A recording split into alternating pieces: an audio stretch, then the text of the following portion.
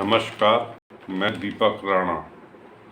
प्रधानमंत्री नरेंद्र मोदी रविवार को उत्तर प्रदेश के इटावा और सीतापुर में विपक्ष के परिवारवाद पर हमला करते हुए कुछ समय के लिए भावुक हो गए और बोले, मोदी योगी के तो बच्चे हैं नहीं, मोदी आपके बच्चों के नाम विरासत लिखना चाहता है। गरीब का घर ही मोदी की विरासत है। सपा और कांग्रेस पर निशाना साधते हुए उन्होंने कहा कि ये दोनों दल अपने और अपने बच्चों के भविष्य के लिए ही चुनाव लड़ रहे हैं। कोई मैनपुरी और इटावा को जागीर मानता है तो कोई अमेठी और रायबरेली को। मगर शाही परिवार की कुप्रथा चाय वाले ने तोड़ दी है। कौन जानता है कि आपका भी बेटा कल पीएम बने या सीएम बने। मोदी आपके बच्चों के लिए लड़ रहा है, खप रहा है। इसके बाद देर शाम प्रधानमंत्री नरेंद्र मोदी ने अयोध्या में रामलला का आशीर्वाद लेकर रामपथ पर सुग्रीव किला से लता चौक तक रोड शो किया।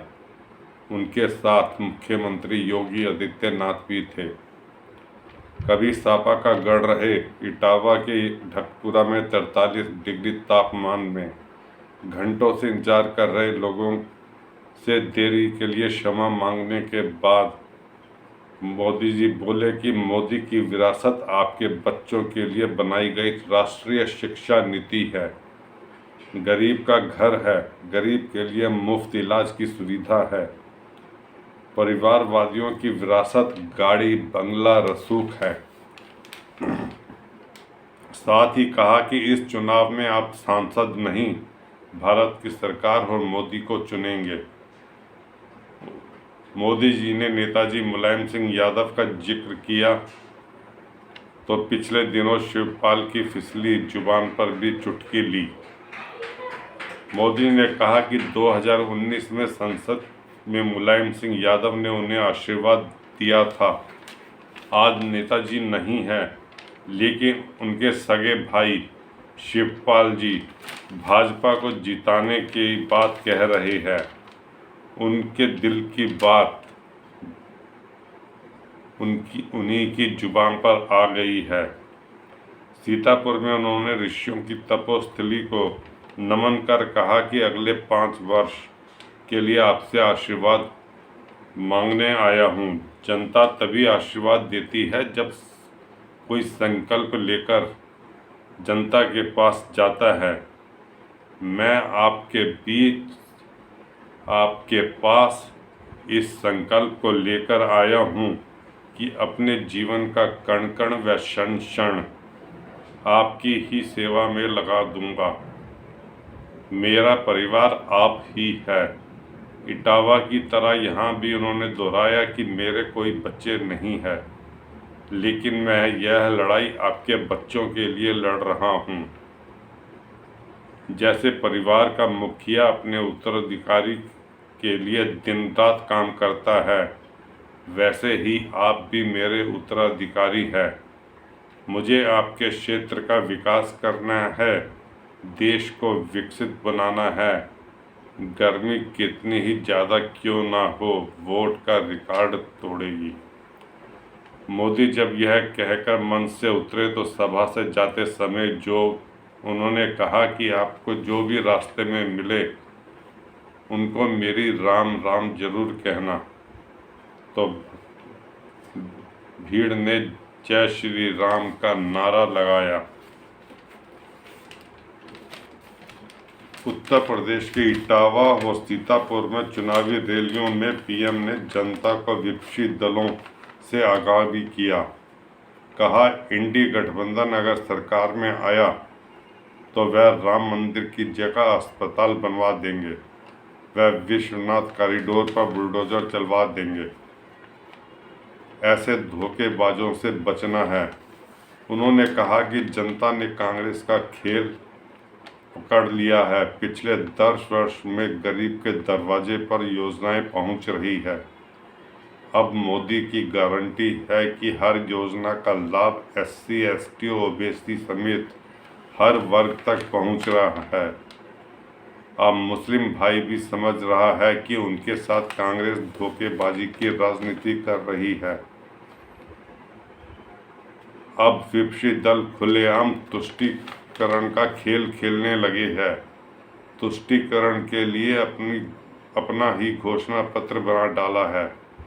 जो आरक्षण OBC को मिल रहा है उसको ये धर्म के नाम पर लूट लेंगे। उन्होंने कहा कि जब तक मैं जिंदा हूँ संविधान से इनको कोई भी खेल खेलने नहीं दूंगा। धर्म के नाम पर आरक्षण नहीं होने दूंगा। आपका घर, गहने, जेवर, उपहार, मंगलसूत्र पर इस इंडी गठबंधन की नज़र है। सपा ने टिकट वितरण पर बताया कटाक्ष किया और कहा कि प्रदेश में उम्मीदवार बनाने के लिए परिवार के अलावा कोई यादव इन्हें नहीं मिल रहा। यह भाजपा है, यहाँ कोई भी किसी भी पद तक पहुँच सकता है। मध्य प्रदेश के मुख्यमंत्री मोहन यादव का उन्होंने उदाहरण दिया और कहा कि यहाँ पे कोई जाति नहीं है, कोई किसी भी पद तक पहुँच सकता है। राहुल के जनेऊ पहनने पर तंज करते हुए उन्होंने कहा कि 5 वर्ष पहले कांग्रेस का शाही परिवार चुनाव के समय मंदिर मंदिर घूम रहा था। अब जबकि पूरा देश भव्य राम मंदिर बनने से खुश है, तो उन्होंने प्राण प्रतिष्ठा का निमंत्रण तक ठुकरा दिया है। समुद्र में द्वारका के दर्शन पूजन पर राहुल के कटाक्ष का जवाब देते हुए उन्होंने कहा कि शहजादे को पूजा करने में परेशानी है, उनको पूजा नौटंकी लगती है। अखिलेश का नाम लिए बिना बोले कि सपा वालों से पूछना चाहता हूं कि आप तो अपने को यदुवंशी कहते हैं, श्री कृष्ण के उत्तराधिकारी कहते हो, वो प्रधानमंत्री श्री कृष्ण की पूजा करे तो तुम्हारे साथी आलोचना करते हैं, तो तुम काहे के यदुवंशी हो। पिछले दिनों जब मोदी जी द्वारका में समुद्र के नीचे द्वारका जो नगरी डूब चुकी है वहाँ पे दर्शन करने गए थे और पूजा की थी, उस पर व्यंग करते हुए राहुल गांधी ने कटाक्ष किया था। उसी का जवाब वह सीतापुर और इटावा की रैलियों में दे रहे थे और यदुवंशियों से बता रहे थे।